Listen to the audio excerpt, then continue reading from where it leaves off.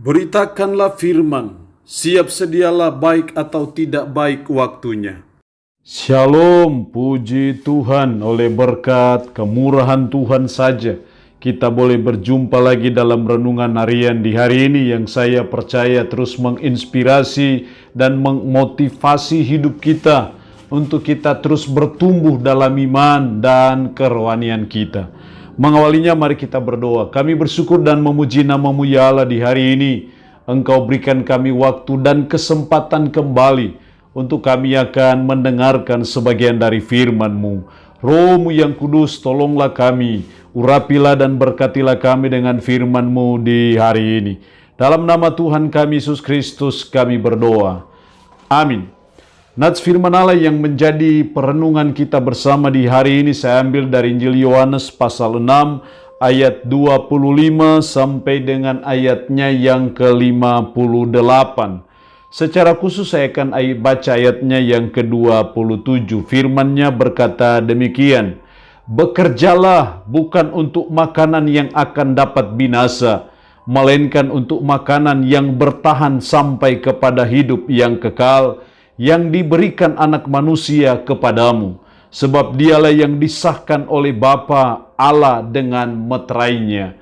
Demikian kebenaran firman-Nya hari ini yang mengajar dan menasihati kita. Bekerjalah untuk hidup yang kekal. Itu berarti bahwa sebagai umat, sebagai orang percaya, kita tidak hanya berorientasi pekerjaan yang bersifat kekinian saja, yang hanya bersifat sementara, tetapi hendaknya kita juga belajar dan mulai berorientasi juga kepada pekerjaan untuk hidup yang kekal. Itu berarti bahwa sebagai umat, sebagai orang percaya kita diajar supaya kita tidak hanya memfokuskan diri terhadap pekerjaan-pekerjaan yang suatu waktu semua akan sirna, suatu waktu semua itu akan musnah. Tapi hendaknya kita mulai berorientasi kepada pekerjaan yang mendatangkan kehidupan yang kekal. Suatu pekerjaan yang bernilai kekekalan, bukan hanya kekinian, tapi sesuatu yang bersifat keakanan.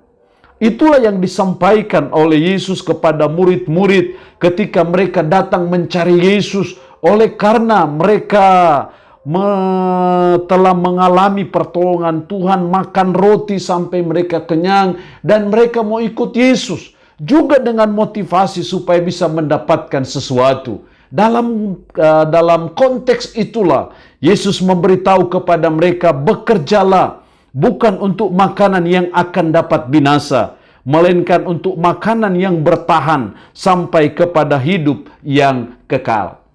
Kalau kita harus bekerja untuk hidup yang kekal, pertanyaannya adalah gimana caranya?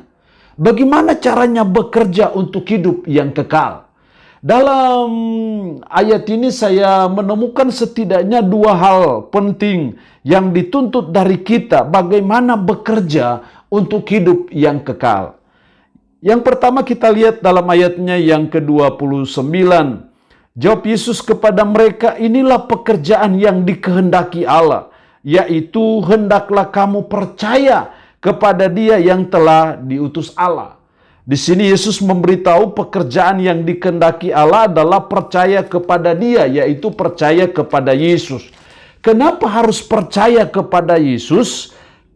Ayat 40, "Sebab inilah kehendak Bapa-Ku, yaitu supaya setiap orang yang melihat Anak dan yang percaya kepadanya beroleh hidup yang kekal." Yang percaya kepada Yesus itu beroleh hidup yang kekal. Juga diulang dalam ayatnya yang ke-40. "Sebab inilah kehendak Bapa-Ku, yaitu supaya setiap orang yang melihat Anak dan yang percaya kepadanya beroleh hidup yang kekal." Diulang lagi dalam ayat 47, "Aku berkata kepadamu, sesungguhnya barang siapa percaya, ia mempunyai hidup yang kekal." Di sini kita melihat bahwa hal yang pertama, bagaimana cara bekerja untuk hidup yang kekal. Yang pertama adalah percaya kepada Yesus supaya memperoleh hidup yang kekal. Bagaimana kita bekerja untuk hidup yang kekal kalau kita sendiri belum memperoleh hidup yang kekal itu? Nah, karena itu percayalah kepada Yesus Kristus, berimanlah kepada Yesus Kristus, maka saudara dan saya akan memperoleh hidup yang kekal. Dan itu menjadi dasar kita untuk bekerja untuk hidup yang kekal itu. Karena tidak mungkin kita akan bekerja berorientasi kepada pekerjaan yang mendatangkan kehidupan yang kekal, suatu pekerjaan yang bersifat kekekalan, kalau kita sendiri sebagai umat, sebagai orang percaya, belum memperoleh hidup yang kekal itu. Dan dari firman kita tahu bahwa kita memperoleh hidup yang kekal itu bukan karena kita melakukan pekerjaan apapun. Kita memperoleh hidup yang kekal itu bukan karena kita melakukan sesuatu, tetapi karena kita percaya kepada Yesus Kristus, maka kita memperoleh hidup yang kekal. Dan ini menjadi dasar untuk kita bekerja untuk hidup yang kekal itu. Jadi sangat penting sebagai umat, sebagai orang percaya, untuk kita sungguh-sungguh beriman kepada Yesus Kristus. Kita harus mengatakan bahwa kalau orang ber-KTP Kristen, kalau seseorang beragama Kristen, tidaklah mesti bahwa dia adalah orang yang sudah percaya atau beriman kepada Kristus. Tapi ketika dia sungguh-sungguh percaya dan beriman kepada Yesus Kristuslah, itulah yang membuat dia memperoleh hidup yang kekal. Jadi bukan karena kita beragama Kristen sehingga kita memperoleh hidup yang kekal itu, tetapi karena kita percaya kepada Yesus Kristus, disitulah kita memperoleh hidup yang kekal. Yang kedua, bekerja untuk hidup yang kekal, bagaimana caranya? Dalam ayat 39, dan inilah kehendak Dia yang telah mengutus aku, yaitu supaya dari semua yang telah diberikannya kepadaku, jangan ada yang hilang, tetapi supaya kubangkitkan pada akhir zaman. Tidak boleh ada yang hilang. Dalam ayat 40, sebab inilah kehendak Bapakku, yaitu supaya setiap orang yang melihat anak dan yang percaya kepadanya beroleh hidup yang kekal, dan supaya aku membangkitkannya pada akhir zaman. Jadi merupakan kehendak Bapa di sorga, kehendak pencipta langit, bumi, laut, dan segala isinya, supaya setiap orang yang melihat anak dan yang percaya kepadanya beroleh hidup yang kekal. Jadi kalau Bapa menghendaki supaya kita melihat anak, kita percaya kepadanya supaya kita beroleh hidup yang kekal, maka itu berarti bahwa kita harus terlibat dalam pemberitaan Injil supaya orang lain bisa percaya kepada Yesus dan memperoleh hidup yang kekal. Dan itulah bekerja untuk hidup yang kekal. Itulah bekerja yang mendatangkan kehidupan yang kekal bagi orang lain yang percaya kepada Kristus. Jadi hal yang kedua, bagaimana cara bekerja untuk hidup yang kekal? Ya, kita harus memberitakan Injil Kristus.